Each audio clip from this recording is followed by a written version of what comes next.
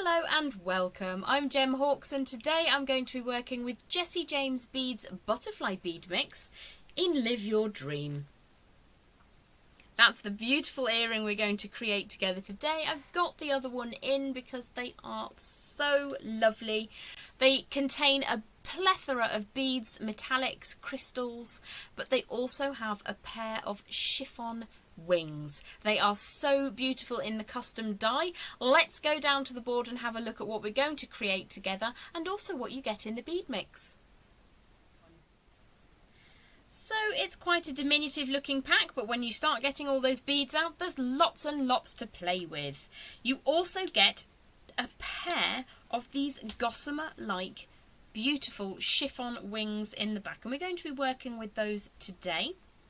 You also receive so many different beads. You've got your usual suspects of these rounds. You've got some very, very funky spacer beads. You've got bead caps. You've got these two huge, almost ametrine hued octagon faceted crystals. They're massive. You've got some cute little dinky purple facets. You've got golden tone. You've got spacers. You've got these absolutely beautiful, perfect little star charms. We're going to be working with one of those.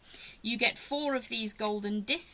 You get a number of these almost tanzanite hued, faceted, rondelle shaped crystals. And you get these really, really cool, it's almost like a Grecian urn or vase or something like that, in a beautiful colour to work with, an antique bronze tone, bringing us on neatly to this stunning, almost painted effect enamel looking butterfly. Really, really good sturdy charm, textured on the back, so if you see it from the back it's going to look as beautiful, if not slightly different. You also get a Live Your Dream tag, which is the name of this gorgeous butterfly bead mix, Live Your Dream by Jessie James. I'm going to show you how to make a variation of this earring. When you're making earrings, you do need to make them 2 at a time. It just means that you can get everything the same size-wise. I'm just going to pop this up into the corner and move the bead mix out of the way for now.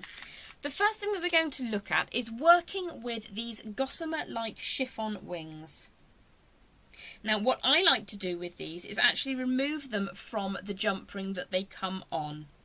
So I'm going to hold one side of that jump ring and use a second pair of pliers to just open that up. Free jump ring for using later, I guess. I'm just going to pop that out of the way, and I'll pick that up and do something with it later on. So you've got this pair of gossamer wings. You do receive 2 in the packet. I've already threaded one onto my earring finding, so we will work with that when we get to that point. Now what you will see is that it's a single piece that's folded over, and you've got the hole where the jump ring came through, and we will need to line those 2 holes up in a little while. You'll need 2 lengths of wire. This is approximately 4.5 inches of 18 gauge or 1mm wire. I'm working with some raw copper because it shows up nicely on screen. The first thing we're going to do is to create a nice open and closable loop down at the bottom.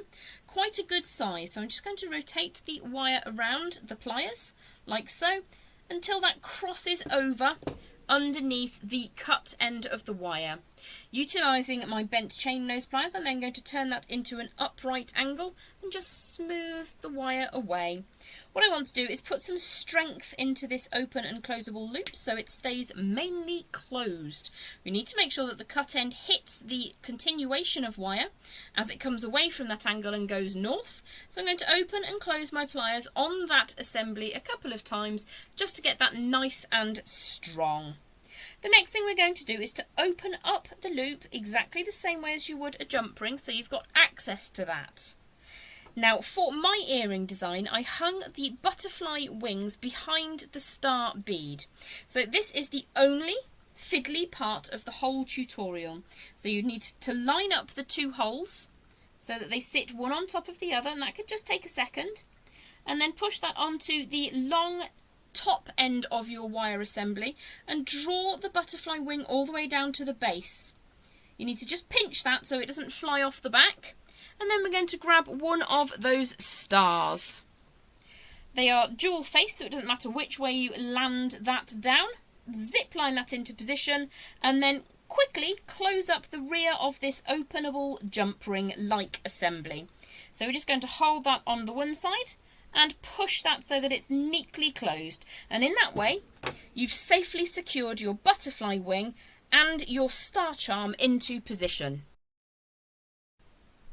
I experimented quite a lot with how I was going to add the butterfly wings to this earring assembly, and it was really quite fiddly to pop it directly onto the open and closable loop. So I've developed this technique to make life just that little bit simpler, and that for me is always a bonus.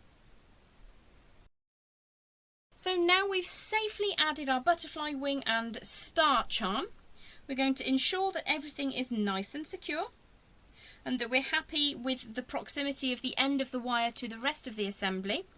I am going to take just a second to straighten up this core, just opening and closing my flat facing pliers over the surface of the wire quite gently, to be perfectly honest, and then we're going to replicate the bead order.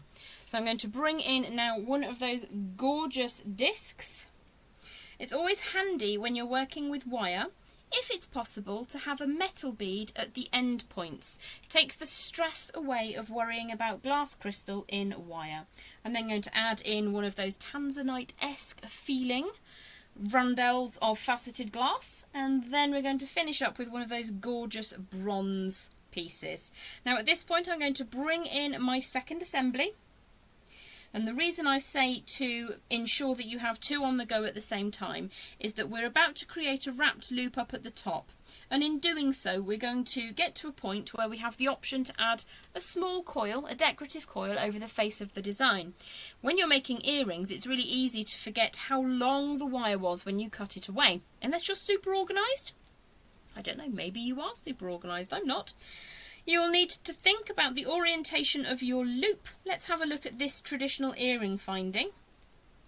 Well, the loop on this one goes sideways, which means that the loop you want to create will come forwards. They're always at 90 degrees to each other to make linking in seamless.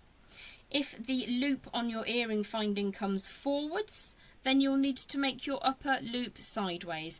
If you accidentally make them so that they're both the same, don't worry, you can simply add in a super strong heavyweight jump ring. Now my butterfly wings are on the same lean, they're going the same way, and I like that design.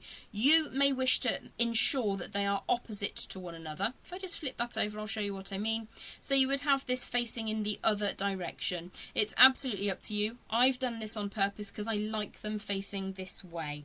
So what I'm going to do now is create a bend. I think I'll do a forwards bend. I've made a small space between the top of that barrel shaped bead, or the vase shaped bead, and I'm just going to put that down while I do the exact same thing on my second earring, ensuring that the star is at the front, and I'm using the same space at the top there with my pliers before I create that bend, and in that way they'll have the same length drop to them. Round nose pliers next. Let's just clear the board slightly. What I'm going to do is just create a wrapped loop, so drawing the wire around to create that shepherd's crook position, draw the wire over the surface, and then we're going to wrap that around the middle. Now at this point you will want to do this in turn, so every time you do something on the one side you're going to do that on the other side, making sure that your loops are the same size. And then we're going to go to coil around that core, and you will want to ensure that you have the same number of wraps. So I'm just going to go 1.5 times so that that sits out over the surface like so. And then I will repeat that on the other piece that we're working with together. So all the way around once, and then a further half time. Now what you will see here again is that my earrings are identical, but they won't look opposite. You may prefer to take the coil in the opposite direction so that your tail of wire is going to the left on one side and to the right on the other side. I like to create them identical. It's just the way I am, but sometimes people will want earrings that sit on the opposite side of the head to be symmetrically opposite. So I'm just going to smooth the tails of wire out, and then I'm going to trim them to the same length. Well, that went a very long way. I'm not entirely sure where it landed. Always be careful if you're making wire jewellery around animals and children that you don't ping a wire at them. So we've now got two assemblies that are looking fairly similar. I'll just show you how to add a coil over the front of this one. You don't have to have a coil, you could just trim the wire away at the back if you preferred. So I'm going to start by rotating the tail of the wire around like so, before flattening that down and taking that around in a circular formation. So let's make sure that we're looking at the front of the design. We are, because the star's there at the front. Bring that wire coil all the way to the centre. You can flip the wire upwards, or you could flip it down so that it sits over the top of that coppery bronze coloured bead. It's entirely up to you. I think just to ring in the changes, we will go for the wire coil coming downwards on this one. So I'm going to repeat that on the second side, and then you would simply need to add in your own earring findings. So let's just rotate the wire around the tip of those round nose pliers. It does make sense that your central aperture is the same size on both of your coils. I think mine is slightly larger on the other one, but you get the picture. Rotate, rotate, rotate until that sits centrally over the bead. And we decided that we were going to drop that coil down over the face of the bead today. Let's just put those side by side and see what they look like. It's actually really tricky to get earrings to sit on a board. But there you go. All you're going to need to do now is add your own earring findings. I really love these with the beautiful chiffon butterfly wings in tow. That's your Jessie James butterfly bead mix in Live Your Dream. See you soon. Bye bye.